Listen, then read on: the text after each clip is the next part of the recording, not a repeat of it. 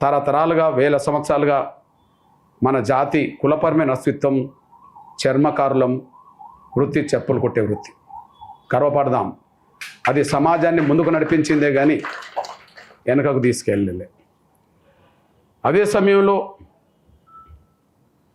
సమాజానికి ఉపయోగపడే ఆ చర్మం వృత్తి నుంచి వచ్చిందే మళ్ళీ డప్పు. ఆ డప్పును ఆయుధంగా చేసుకొని సమాజాన్ని మేల్కొల్పే కాడ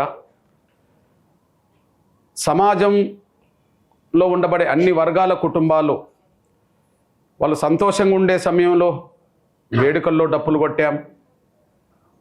వాళ్ళు చనిపోయిన సందర్భంలో వాళ్ళ బాధలు మర్చిపోవడానికి డప్పులు కొట్టాం. ఎవరికైనా మన డప్పు వాళ్ళ అభివృద్ధికి కూడా ఉపయోగపడ్డది. ఇప్పుడే చెప్పినట్టుగా ఎంతోమందిని గెలిపించే కాడ రాజ్యాలు ఏలే కాడ మన డప్పు వాళ్ళకు ఉపయోగపడ్డది. కానీ మొదటిసారి ఈ డప్పు రేపు ఫిబ్రవరి 7వ తారీఖు నాడు మీ బిడ్డల భవిష్యత్తు కోసం మనం కొట్టబోతున్నాం.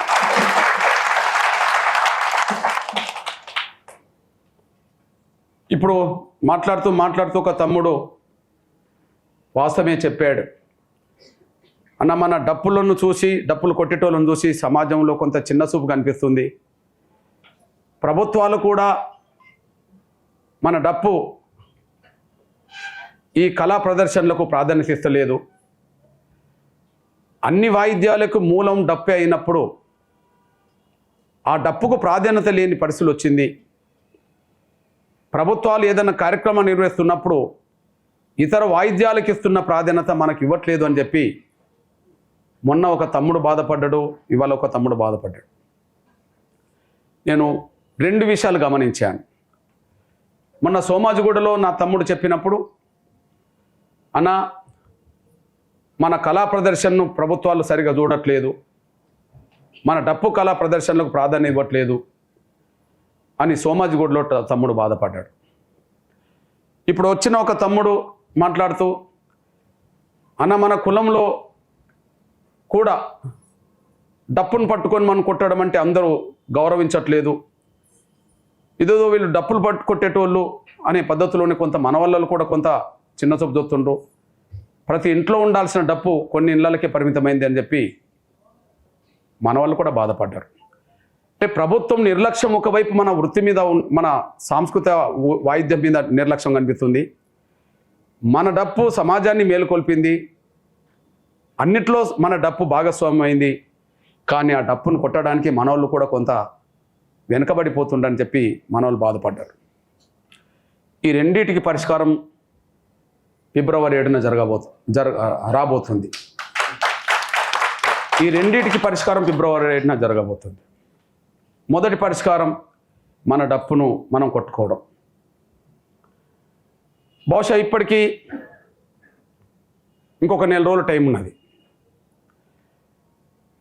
ఫిబ్రవరి 7 అంటే ఇంకో 4 రోజులు టైం ఉన్నది. సరిగ్గా జనవరి 7కు అన్ని జిల్లాల్లో యాత్రలు మొదలు కాబోతున్నాయి.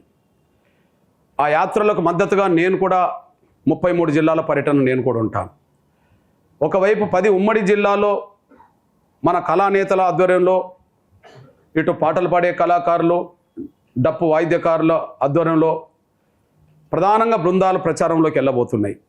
ఎక్కడెక్కడ మన డప్పులు ఉన్నాయి, ప్రతి డప్పును హైదరాబాద్కు రప్పించే విధంగా ప్రయత్నం చేయడం.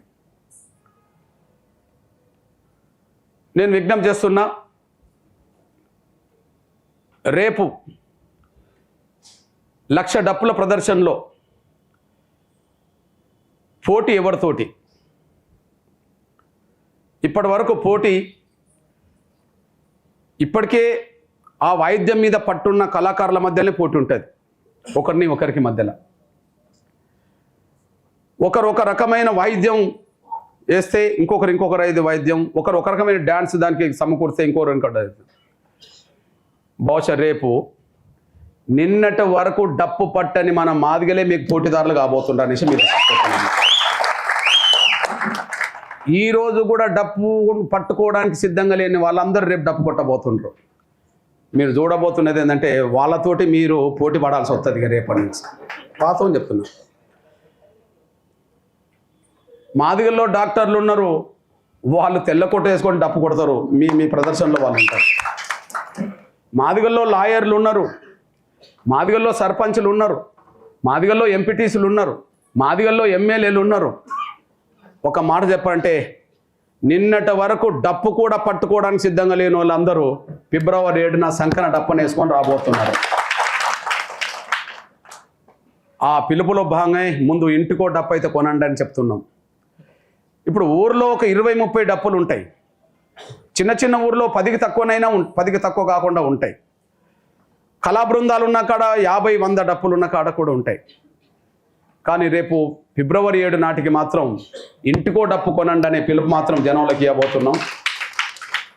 రేపు నేను కూడా సమావేశాల పేరుతో వస్తాను. ఆ సమావేశాల పేరుతో వచ్చినప్పుడు నాతో పాటు 100 మంది పాల్గొన్నా 1000 మంది పాల్గొన్నా వాళ్ళందరి చేతిలో డప్పులు ఉంటాయి. వాళ్ళు డప్పు కళాకారులు ఏమి కారు. వాళ్ళు ఎంఆర్పిఎస్ కార్యకర్తలు, అనుబంధ యువ కార్యకర్తలు, పృథ్వీరాజు లాంటి శ్రేయోభిలాషులు, అన్ని వర్గాలు ఉన్న వాళ్ళు కూడా మన డప్పు మీద గౌరవం ఉన్న వాళ్ళు, మన ఉద్యమం మీద గౌరవం ఉన్న వాళ్ళు, మన లక్ష్యం మీద గౌరవం ఉన్న వాళ్ళందరూ కులాలతో మతాలతో సంబంధం లేకుండా రాబోతున్నారు.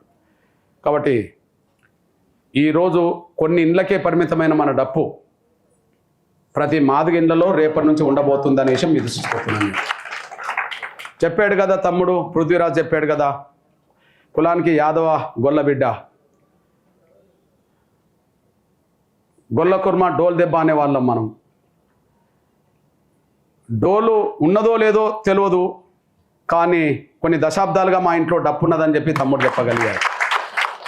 ఓ బీసీ బిడ్డ, సామాజిక స్పృహ గల్ల ఒక పెద్ద మహనీయుడి కొడుకుగా ఆ మహనీయుడి ఆలోచనకు అనుగుణంగా ఉన్నాడు కాబట్టి ఒక బీసీ బిడ్డ ఇంట్లో మనకు డప్పు అనేది కనిపిస్తున్నది. సామాజిక స్పృహ చైతన్యం ఉంటే, కళల్ని గౌరవించేటోళ్ళు ఉంటే తప్పకుండా మన డప్పును గౌరవిస్తారు, డప్పును ప్రేమిస్తారు, ఇంట్లో పెట్టుకుంటారు. ఆ డప్పు కొట్టే వాళ్ళ పట్ల కూడా అభిమానంతో ఉంటారు, గౌరవిస్తుంటారు. రెండో విషయం,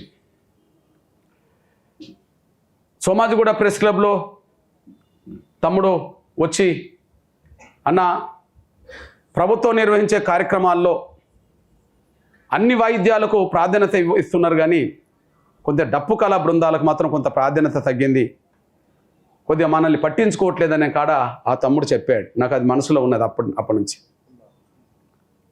బహుశా రేపు 1,00,000 డప్పుల మోత మోగిన తర్వాత రాష్ట్ర ప్రభుత్వం కాదు, కేంద్ర ప్రభుత్వాలు కూడా మన డప్పులకే మొదటి ప్రాధాన్యత ఇస్తారు. అంతే కదా.